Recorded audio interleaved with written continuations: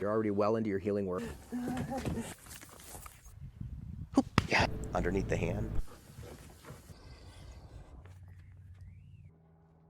The dog swings the rear, and I'll use to. So I'll take this work in heel position. Yes. And I give them the next thing. Yes. Push. Yeah. Which we'll do here. Yes. Yes. Keeping your head straight while looking down at the dog. Yeah. It's to the dog that the hand is a. Deal with this at all in the beginning. Take. Oh, yeah. And I come to a halt. Yes. Yes. Have fun with your training. Hi there, and welcome to this tutorial.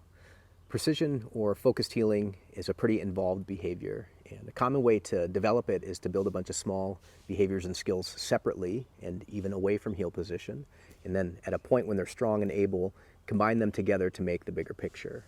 And that's what this tutorial does. And as well, there are a lot of different but good ways to make healing. And despite some of the differences, there are some common pictures or pieces that we all have to train through. And so that was another aim of this work, was to point out those commonalities and provide some detail and some training progressions to work through them. So what we're going to cover in this tutorial is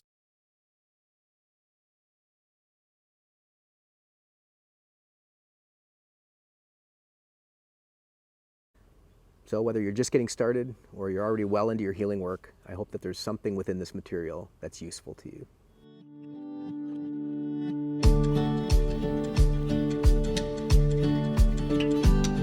Use a marker to help the dog connect the pieces quicker.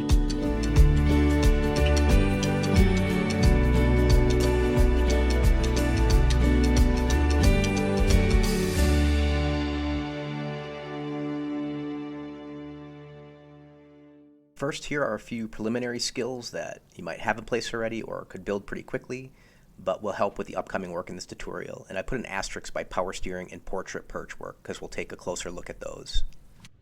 Strong commitment to a baited hand target. I hold the food like this, which allows me to withhold it and also let the dog have it easily when I choose. The dog learns to access the food a certain way, and this is your basic luring, about the easiest way to get the dog committed to the hand. Good girl. This direct-to-food luring can help with animated movement and early healing work, and also be a pretty detailed help for manipulating your dog's head and body.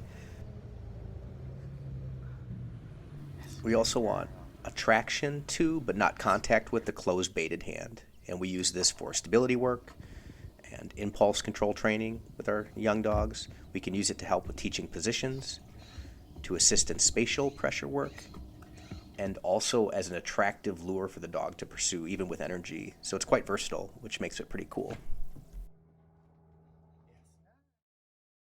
This one isn't as basic. It'll take a little time to build, but a duration nose target will come in handy later. Yes.